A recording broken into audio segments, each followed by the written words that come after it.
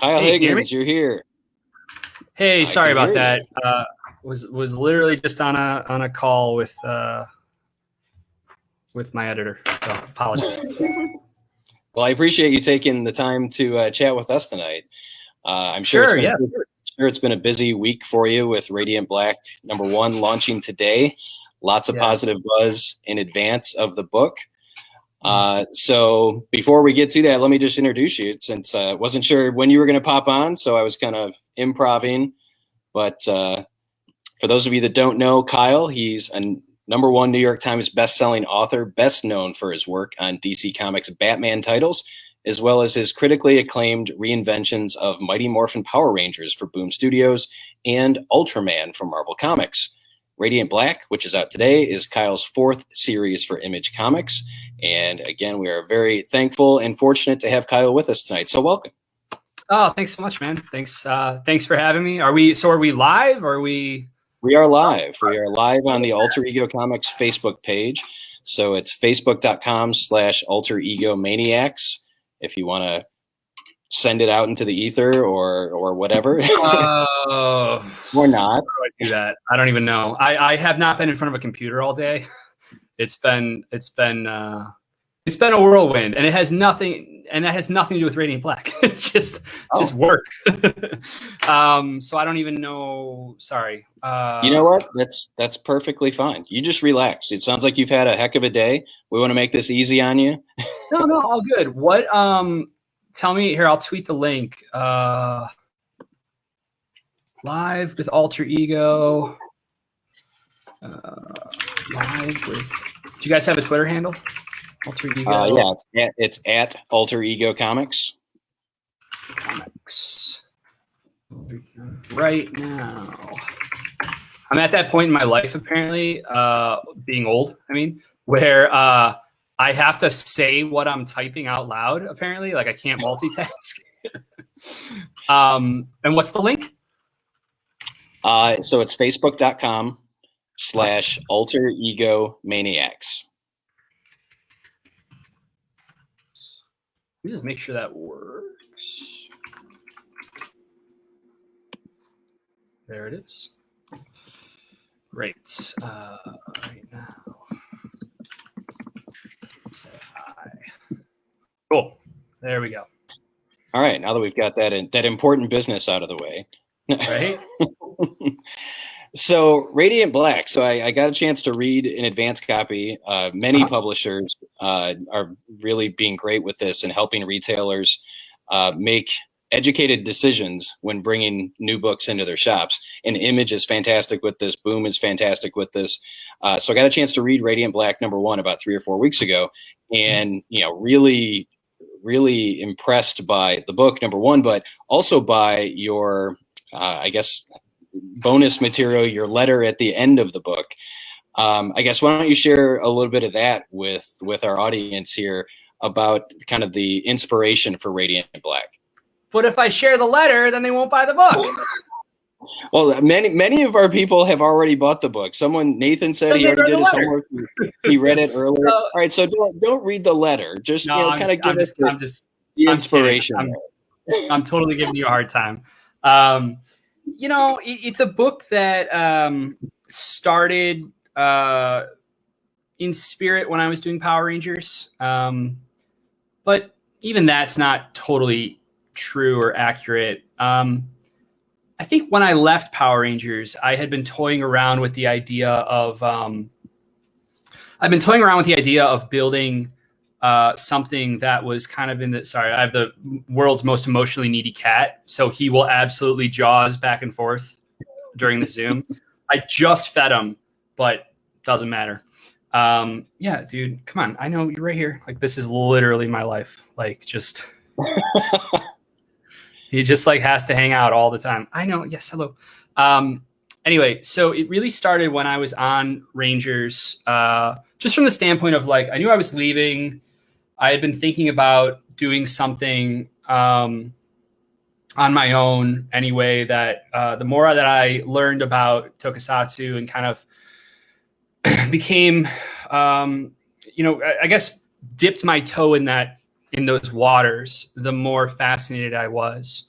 And my good friends Michael Basudel, and who is the editor and designer on Radiant Black, and Matt Groom, who is my co-writer on Ultraman, and who in the letters column, not the advanced PDF that you guys got, but in the actual letters column that printed today, we surprise announced a new book from Matt and Erica DeRosso. That's a YA OGN, very Toku themed. The title might change, so I'm not gonna, even though it's in the ad, like, I'm not gonna say it in order to get it in everyone's head in case it does change. But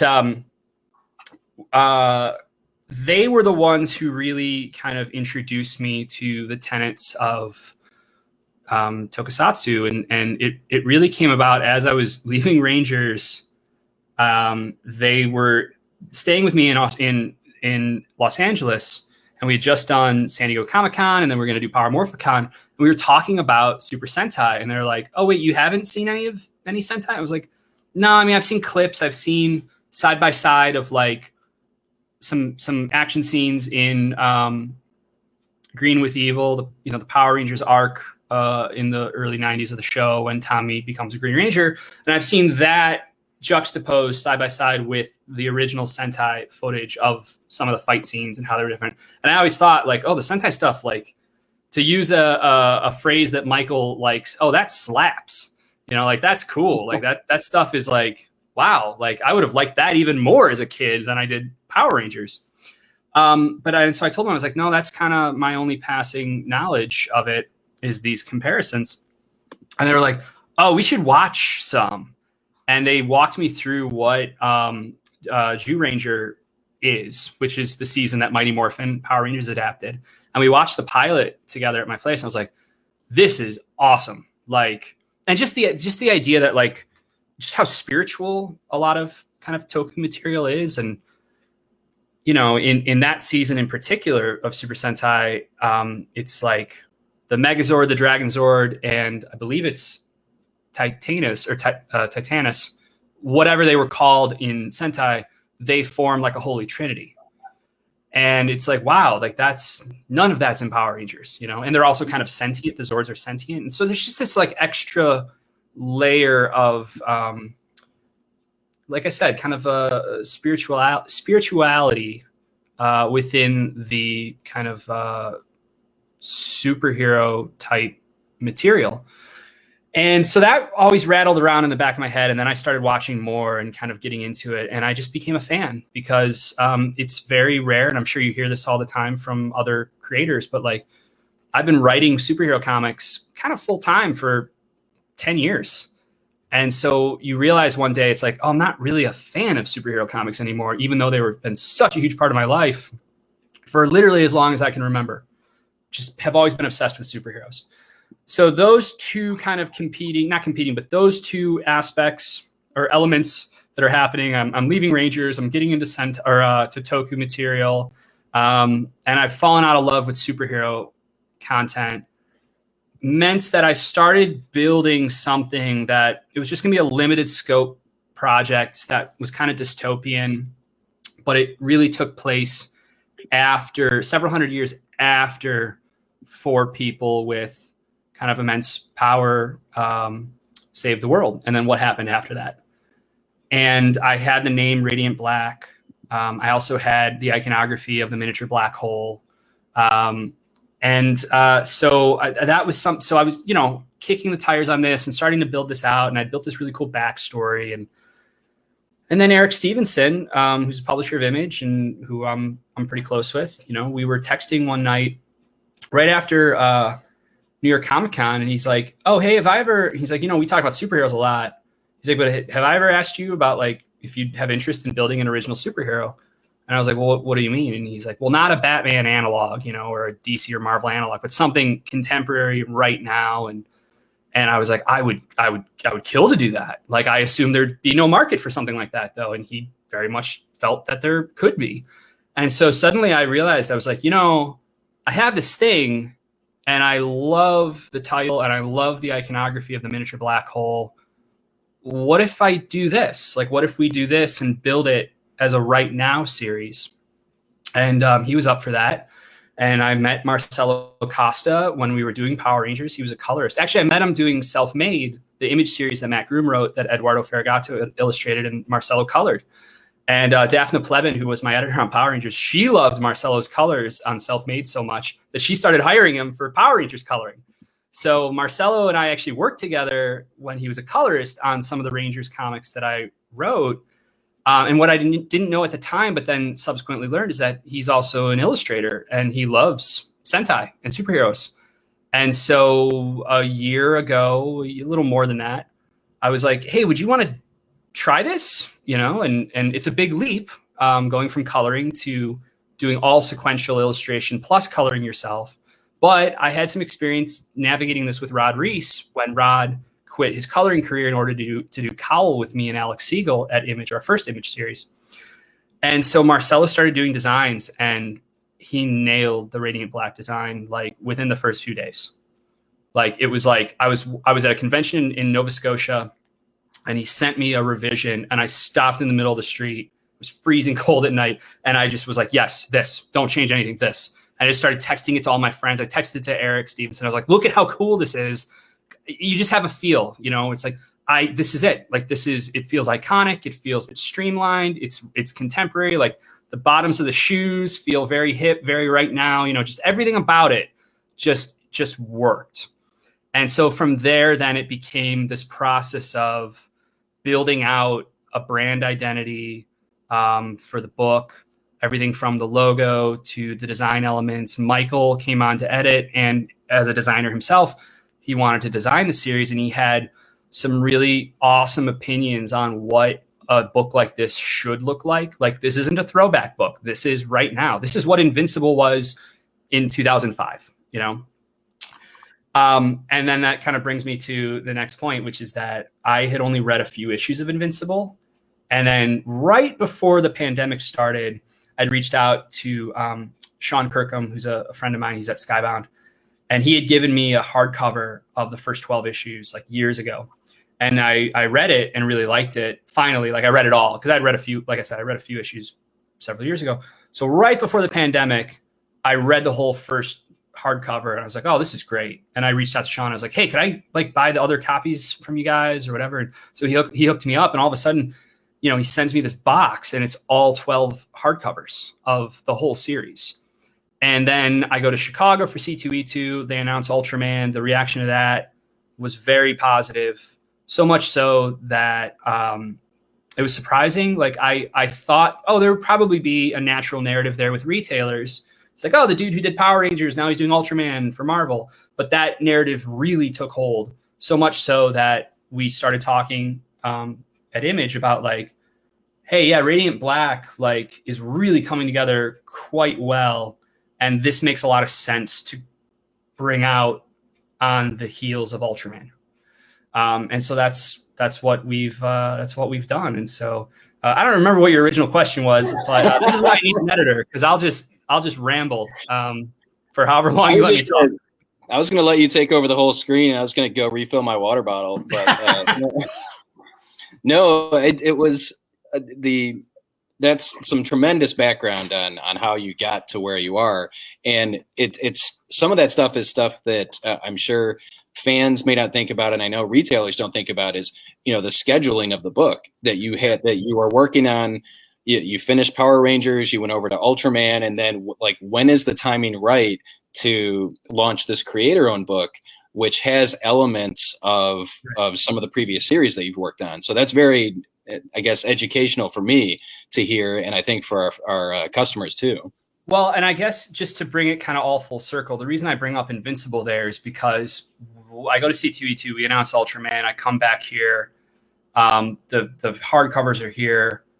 I go to I did one more convention after C2E2, which was Mexico City, and while we were in Mexico City, I was there with David Finch and Mark Silvestri, and the three of us kind of spent a lot of time together throughout the weekend.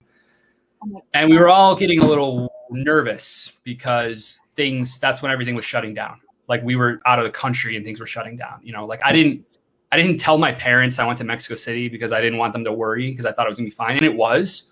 But also then when I'm in another country, and my mom is texting me photos of O'Hare Airport back in Chicago and the sea of humanity. We're all like, uh-oh, is this what it's going to be like coming back to LAX? And then when we did land in LAX, it was like a ghost town, man. It was like, it only rains 3 days out of the year here anyway. That was one of those days. It was raining. Everything was shut down. It looked like this crazy cyberpunk like dystopia. And so I get back to my apartment. I got some groceries. Like I kind of like bunkered down, and I look over and it's like, oh, there's all the Invincible hardcovers. And I read them all in like 2 months, like all 144 issues. And I adored it. And I was actually texting Eric as I would get through it about something or how cool this thing was or whatever. And what I didn't know is he was telling Robert. And then Robert and I were, I've known Robert for, passingly for years. And so like, then we were kind of emailing about it as well. And it was just really cool to be a fan of something again.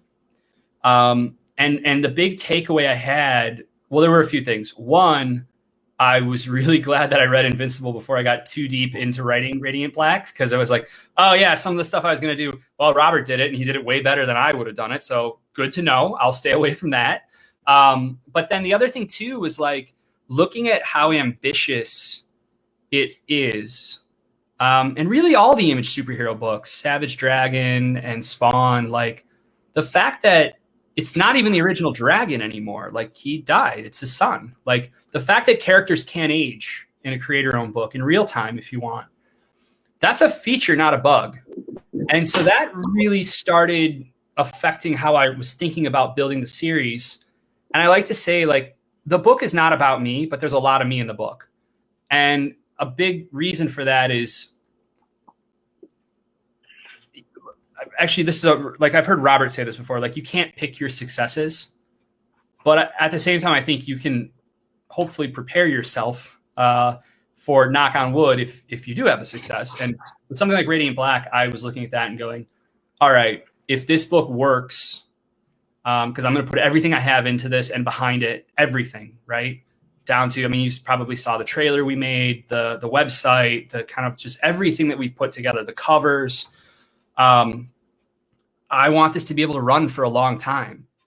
And that means building a foundation that not only is personal and that I care about, but it's one that can change and grow as I grow and change, both as a writer and a person. I remember hearing an interview that Jerry Seinfeld did. I think it was on his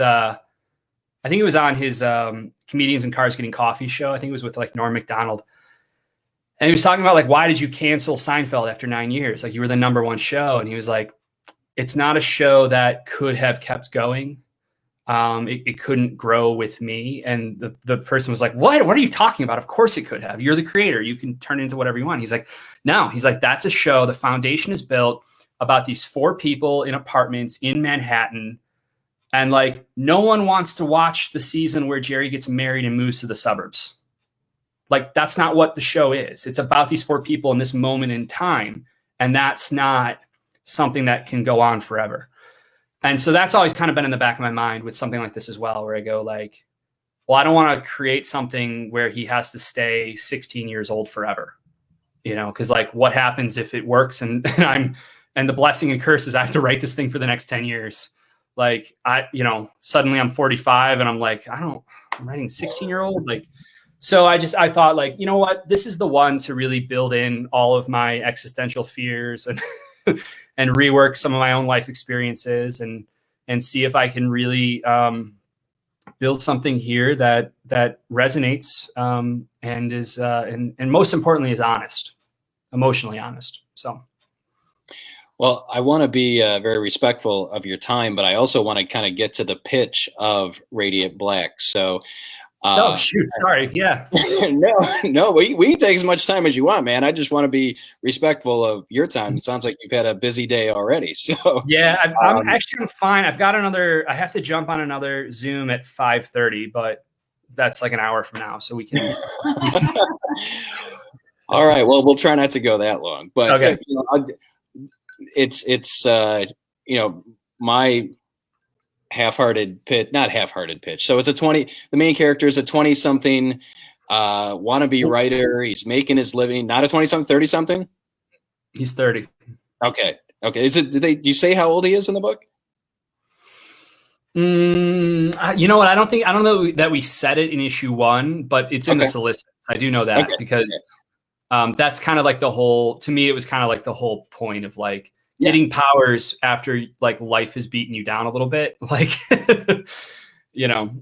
So run with that. He's when the book opens, he's a rideshare driver, but he's got like a huge credit card debt. He's trying to make ends meet. He's trying to publish this book that he is barely getting off the launch pad. And then what happens? Well, that's a complicated question.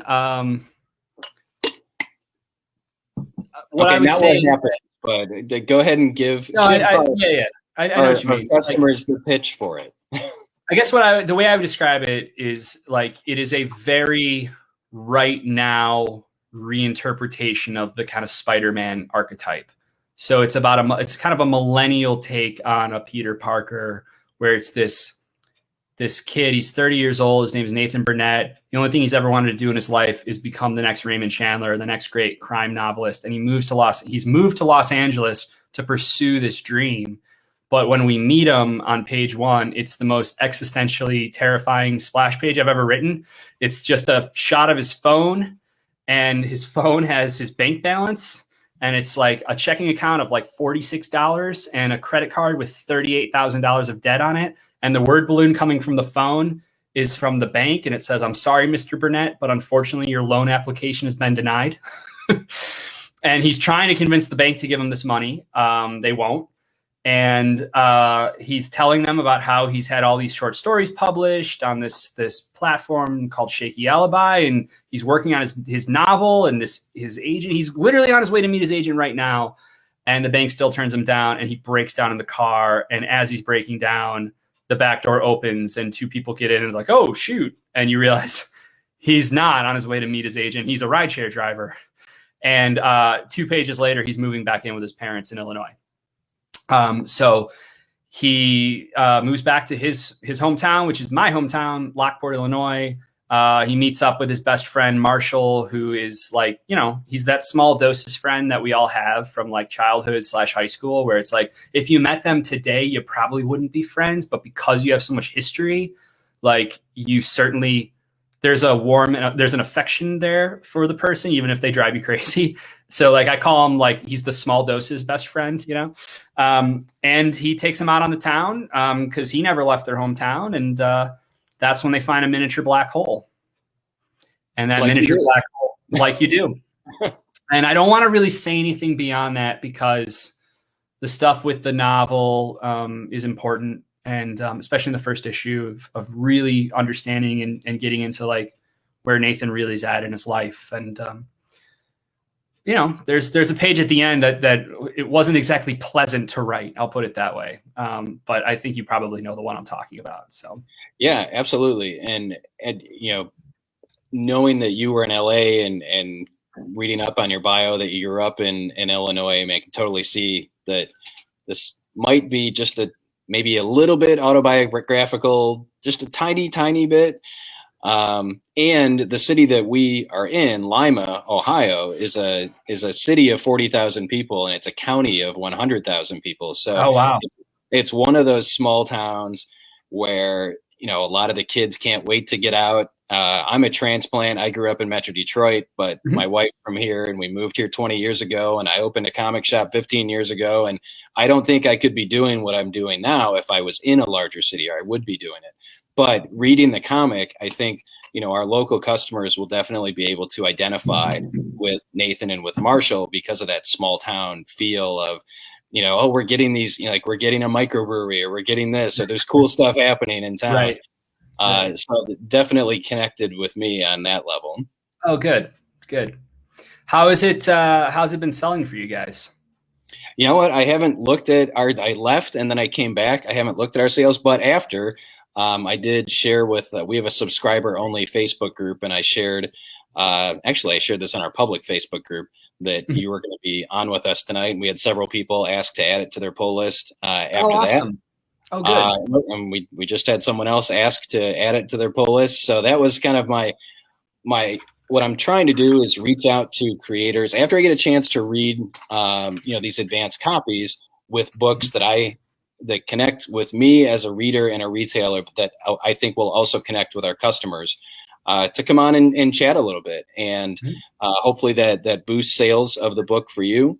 We're looking strictly at creator-owned books right now. That's, in my mind, that's the future. I mean, especially with a book like Radiant Black and talking about Invincible. I mean, if you have half the success or a quarter of the success that Invincible had, you have an opportunity to pick up some readers that are going to be with you for the whole journey here. Yeah, well, I want to take a moment actually on that point, and I just want to I want to make mention of something really, really cool that Robert did, Kirkman. Speaking of Invincible, Robert did a really amazing thing that he didn't have to do, and that a lot of creators wouldn't do, especially some creators like in his position and his status, which makes it even cooler that he did it. He sent us a pull quote.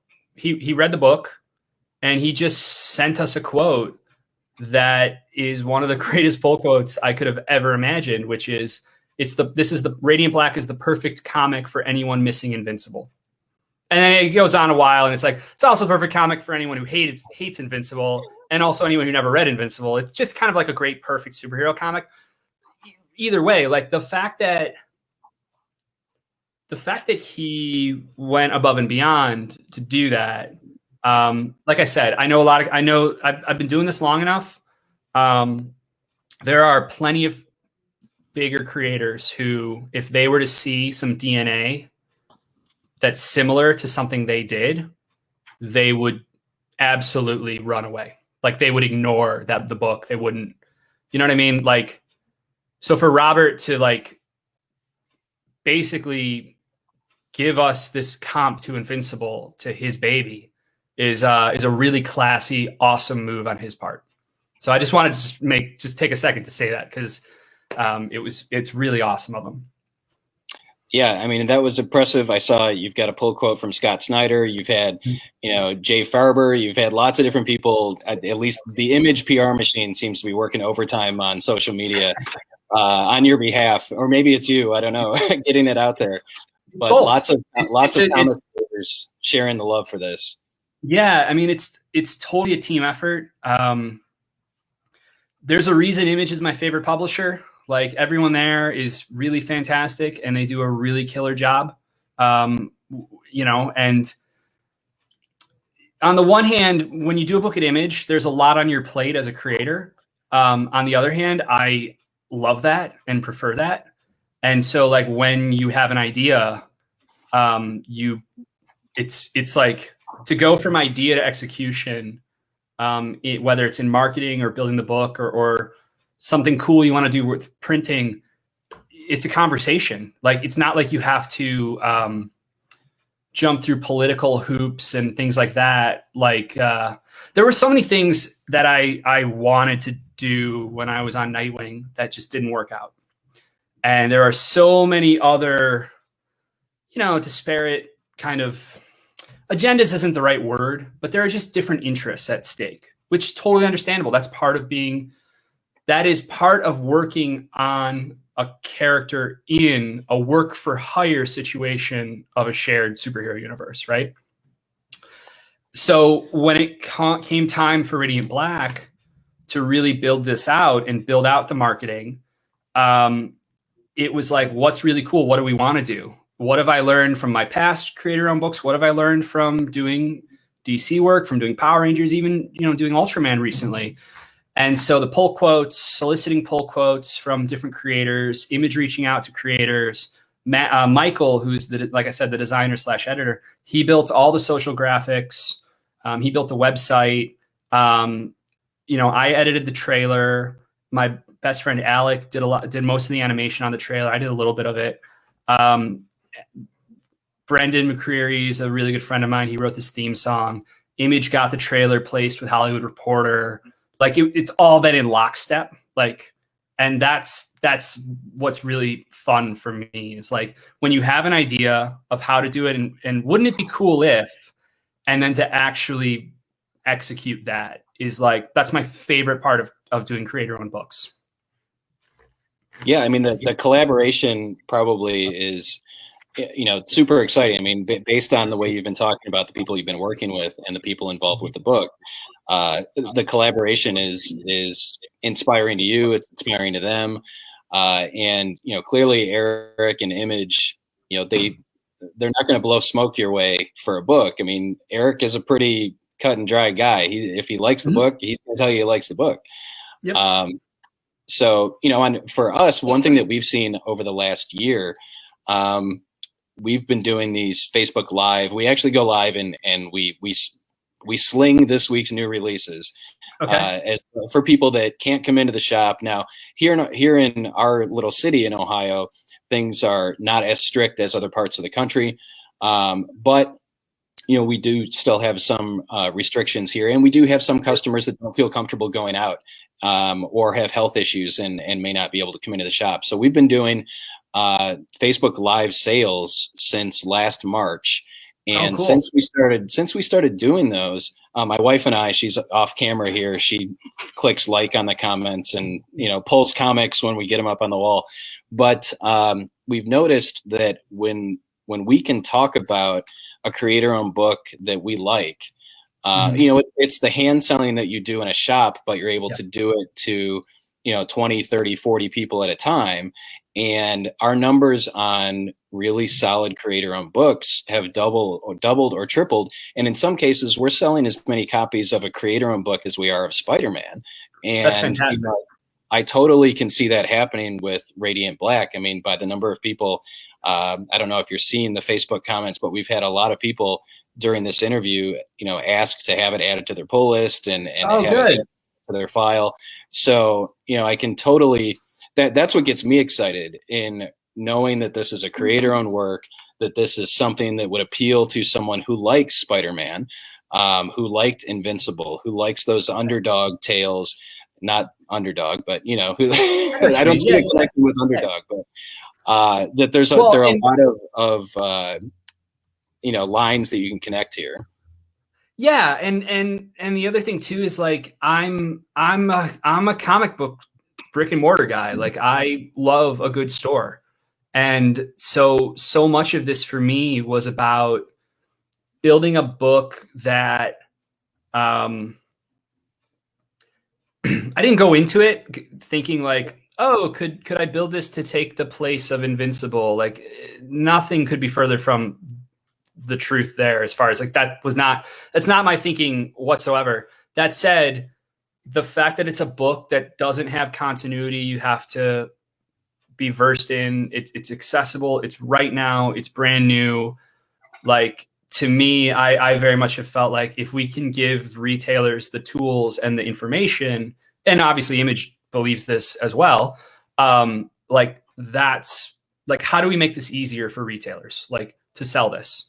And to buy in and I mean, because you guys are the lifeblood. Like you guys are why we're able to make books, especially in the creator-owned space. So like, yeah, like especially anytime like so when you guys reached out about like coming on, like of course, you kidding me? Like this is as much, and you probably saw it in the letters column. Like this book for me is as much about building a really cool new superhero series as it is about cultivating a community.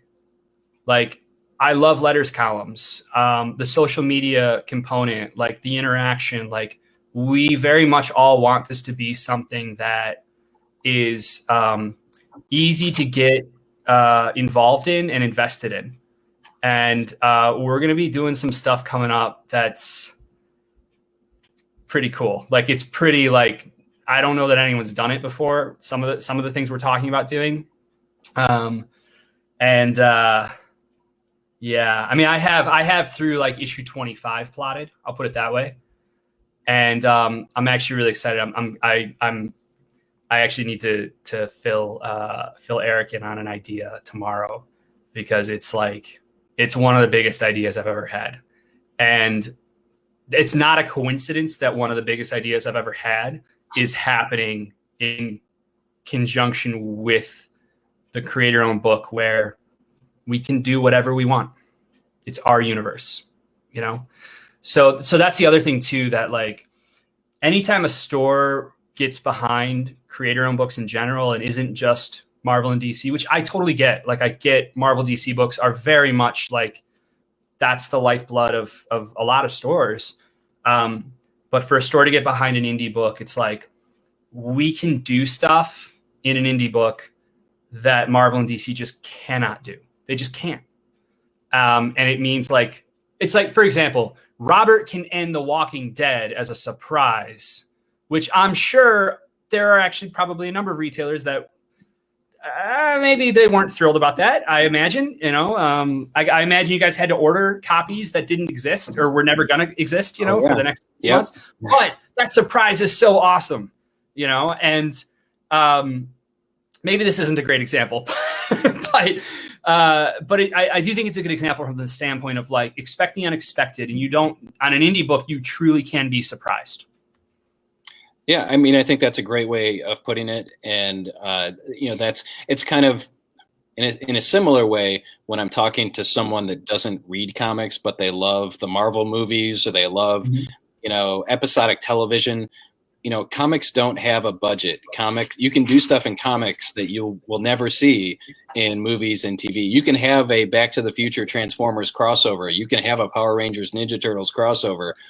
One of our viewers tonight, who is actually a staff member here, said maybe we can see a Radiant Black / crossover with Donny Cates series at Image. So there's Donnie, you've got my number. Well, I do want to get to a couple of questions, if that's Sure. okay, Of course. from some of our viewers tonight. So let me see here. Laura wants to know. She noticed the coding that's in kind of the computer coding that's on the inside front cover and in different parts of the book. Was that you? Was that the designer? Is there? I imagine maybe there's more to come with that. There's definitely more to come. So it was a combination of me and Michael. And basically what happened was I told Michael, hey, we need a language. And he's like, what do you mean? And I was like, well, I'm trying to be really careful how I phrase this because I don't want to spoil anything. I have an idea, and I told him what the idea was, obviously, but it requires a language. I'm thinking something with symbols, something, and the scope of why I was raising it was small. It could have been a one-off thing, for example. And Michael's like, okay, interesting. And then like 4 days later, he sends me an email with a full deck and he goes, hey, so I built an entire language. And that language, he then turned it into a font. So we have an original language that translates into English, if you want to figure out the translation or figure out the, what's the word? I don't know, the Rosetta Stone of it all. I'm blanking on the term. It's been a long day. But however the translation works, like the code, basically. And so we're using that. Like all of a sudden I went, this is amazing. Like I have suddenly 6 more ideas of what to do with this. So that's where that comes from. As far as the latitude and longitude and stuff like that, those are design elements that Michael Integrator introduced based on our conversations about it being very right now, it's sci-fi, and Michael's design aesthetic as well. Like, some of the trends in design right now, we've talked about them, but I very much feel like it's almost like brutalist. Like they're very like design right now is like very like strip it down and code to the metal, like there isn't a lot. You don't see gradients and drop shadows in a lot of very contemporary design. And so finding ways to introduce elements that are specific to your book and your world comes from, like, okay, we want this very very in your face kind of stripped down graphic design, but how do we make it look more specific to our world and universe? And so Michael's idea of like basically building out, and once you learn more about the background of all of this and what's going on and what the world is, the computer code will make more sense.